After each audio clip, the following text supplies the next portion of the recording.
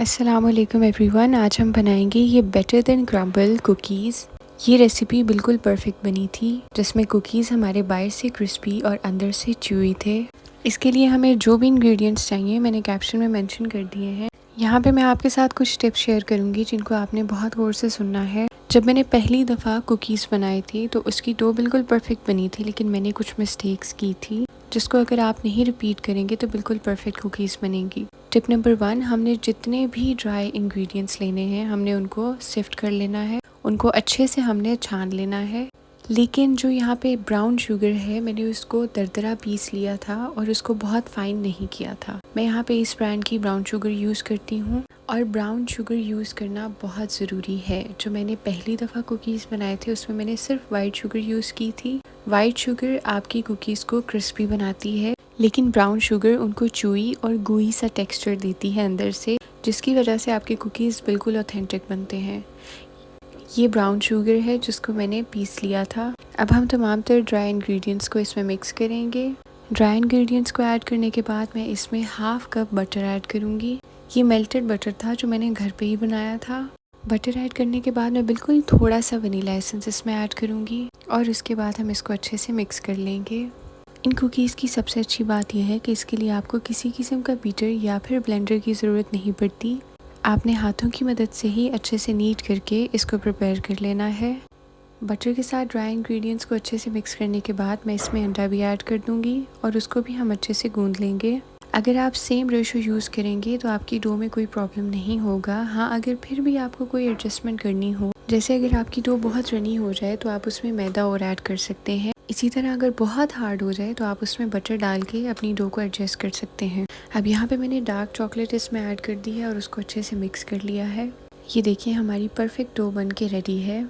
ये हमारी डो बिल्कुल परफेक्ट बनी थी। इसको स्कूप आउट करके मैंने इसका टेक्सचर आप लोगों को दिखाया है कि इसका टेक्सचर बहुत ही अच्छा सा बन गया है।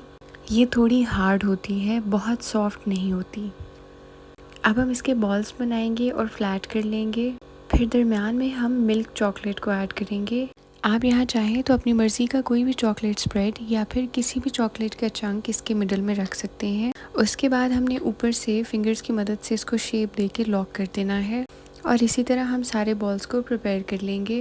यूजुअली हम जितनी भी देसी डिशेस बनाते हैं हम उसमें एडजस्टमेंट्स कर लेते हैं, लेकिन बेकिंग में आपने हर स्टेप को एज इट इज़ फॉलो करना होता है और यही मिस्टेक मैंने की थी जब मैंने बेकिंग स्टार्ट की थी। इसमें ना तो आप कोई इंग्रेडिएंट स्किप कर सकते हैं, ना ही अपनी मर्ज़ी से क्वांटिटी को एडजस्ट कर सकते हैं अगर आप प्रो नहीं हैं तो। अगर आप बिगिनर हैं तो आपको एडवाइस करूँगी कि जिस तरह वीडियो में दिखाया जा रहा हो बिल्कुल एज इट इज़ स्टेप्स को और इंग्रेडिएंट्स को फॉलो करना है। मैंने बहुत बार इसको बगैर ब्राउन शुगर के बनाने की कोशिश की, लेकिन हमेशा फेल हो जाती थी। ब्राउन शुगर की वजह से आपकी कुकीज़ का टेक्सचर बहुत ही अच्छा आता है।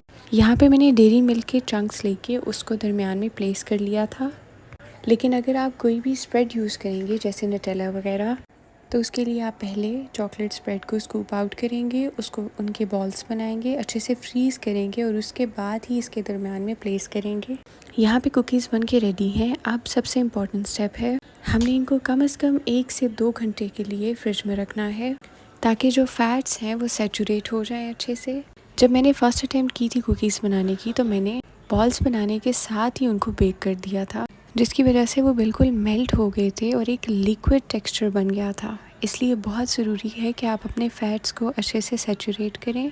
यहाँ पे मैंने कढ़ाई में एक फ्लैट कवर रख लिया था, उसके ऊपर आप ऑयल, बटर या घी किसी भी चीज़ से अच्छे से ग्रीस कर लेंगे और यहाँ पे मैंने कुकीज़ को फ्रिज से निकाल लिया था और ये अच्छे से सेट हो गए थे। अब यहाँ पे हम कढ़ाई को अच्छे से प्रीहीट कर लेंगे 15 मिनट्स के लिए और उसके बाद हम अपने कुकीज़ को फासले पे प्लेस कर देंगे क्योंकि ये राइस हो जाएंगे और अपने साइज़ में डबल हो जाएंगे।